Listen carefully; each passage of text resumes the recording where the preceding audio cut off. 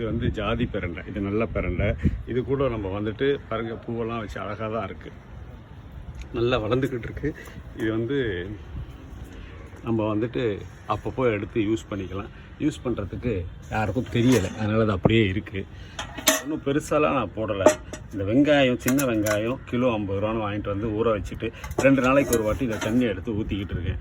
இதில் கொடுக்குற ஹீல்டு தான் அவ்வளோ பூக்கள் எல்லாமே. ஆமாம், நான் வேறு எதுவும் பெருசாலாம் ஃபெர்டிலைசர்ஸ் கொடுக்கல. இது கூட வந்து பார்த்திங்கன்னா எல்லாம் ஒத்தையில் தான் பூத்துக்கிட்டு இருக்குது. இந்த மாதிரி செடி இங்கேயே கிடைக்குது. ஆனால் நான் இதை கொண்டு வந்தது வெளியூரில் இருந்து. எப்படிரா இது வளராமல் இருக்கே, பூக்காமல் இருக்கேன்னு பார்த்தாக்கா திடீர்னு பாருங்களேன், நல்லா அடர்த்தியாக இது வந்து அடுக்கு. ஆமாம், மல்லிப்பூ மாதிரியே அழகாக பூத்துருக்கு, நல்ல வாசமாகவும் இருக்குது. ஆமாம், அதனால் ஒரு செடிக்கு உயிர் கொடுத்து தான் நம்ம வளர்த்துக்கிட்டு இருக்கோம்.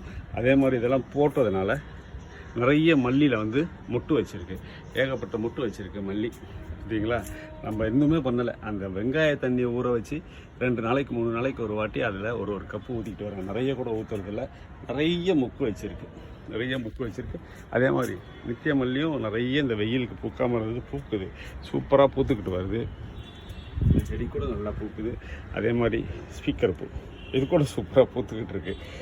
ஆமாம், நீங்களும் இந்த மாதிரி ஃபெர்டிலைசர்ஸ்க்கு பதிலாக அந்த மாதிரி வெங்காயத்தை ஊற வச்சு ஊற்றுங்க. பார்த்துக்கிட்டே இருக்கக்குள்ளே லைக் பண்ணுங்கள். இது வந்து பவளமல்லி அப்படியே காஞ்சா மாதிரி இருந்தது, இப்போ அதெல்லாம் ஊற்றுனதுனால நல்லா பச்சை சேல் வளர்ந்துருக்கு. வாழை மரம், எப்போவுமே என் வீட்டில் வாழை மரம் இருந்துக்கிட்டே தான் இருக்கும். வாழை மரத்தில் எப்படி இருந்தாலும் ஒரு காய் வந்துடும். ஆமாம், ஒரு காயை வெட்டினா மறுக்காய் டக்குன்னு குலை தள்ளிடும். அந்த மாதிரி இதை பாருங்கள், இங்கே ஒரு மரம் திருப்பி தள்ளி இருக்குது. வெயிலுக்கு காஞ்சி போகக்கூடாதுன்னு சொல்லிட்டு நான் மூடி வச்சுருக்கேன். ஆமாம், ஓகேங்களா. ஆமாம் ஆமாம், ஏன்னா வந்துட்டு வெயில் அதிகமாக இருக்குல்ல, மனுஷனே துவண்டு போகிறான், மரம் என்ன ஆகும்? தேங்க்ஸ் ஃபார் வாட்சிங். கண்டிப்பாக லைக் பண்ணுங்கள், யாரும் மறந்துடாதீங்க.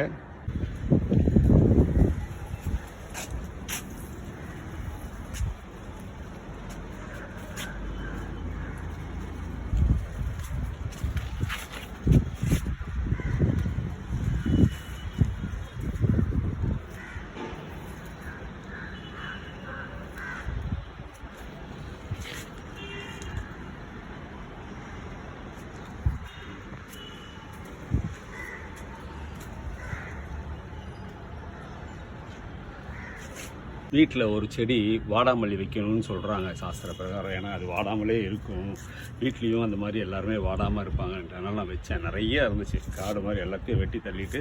இது பாருங்கள், சக்கரவள்ளி கிழங்கு எடுத்துட்டேன். இருந்தாலும் திருப்பி அது அழகாக வளருது வேரில் இருந்து.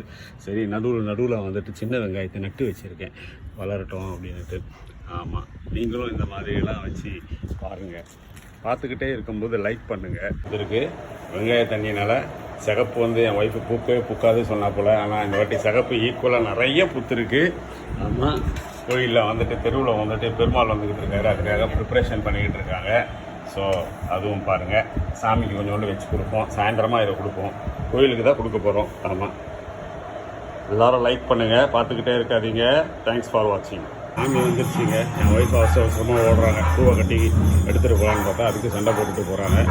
ஆமாம், நிற்கிறாங்க, என் வீட்டை மறைச்சி தான் முன்னாடி இருக்காங்க, கட்டியிருக்காங்க. அதனால் என் வீடு வந்து ஃபுல்லாக பால்கனிலேருந்து பார்த்தோம்னா தெரியாது.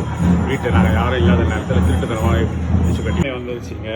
அதனாலும் பூ கட்டி எடுத்துகிட்டு போகணுன்னு என் ஒய்ஃப் நின்னாங்க. ஆனால் நான் பிரித்து வீடியோ போடணும்னு பார்த்தேன். ஹீல்டு பார்த்தீங்களா, ஈக்குவலாக கொடுத்துருக்கு, பிங்க்குக்கு ஈக்குவலாக இந்த வாட்டி ரெட்டும் கொடுத்துருக்கு. ஆமாம், எல்லாமே அந்த காரணம் வந்து அந்த வெங்காய தண்ணி தான். ஒரு 3 நாளைக்கு ஒரு வாட்டி ஊற வச்சு நல்லா நம்ம அலசி ஊற்றினோம்னா சூப்பராக ஈல்டு கொடுக்கும். இது மட்டும் இல்லை, எல்லா செடியுமே கொடுக்கும், மல்லி செடியிலேருந்து எல்லா செடியுமே கொடுக்கும். நீங்களும் அந்த மாதிரி ட்ரை பண்ணுங்கள். ஆமாம், சாமி வந்துருச்சு, உங்களுக்கு காட்டுறேன். சாமி நம்ம வீட்டு வாசலில் நிற்கிது, அதெல்லாம் பார்க்க முடியல. அந்த சைடில் பார்த்தீங்கன்னா என் ஒய்ஃப் அந்த கேட்டுருக்காங்க. ஆமாம், அந்த பக்கத்து வந்து கேட்டு வழியாக தான் நம்ம பார்க்குறோம். வீடு இருட்டாக தான் இருக்கும், ஃபுல்லாக இருட்டாக தான் இருக்கும். இது பாருங்கள், பகல் தான் இப்போது.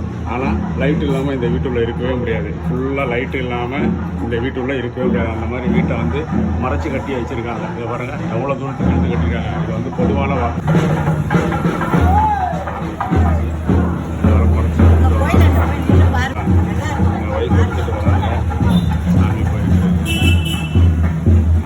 சரிங்க ஜெயமா, போய் பார்க்குறேன்.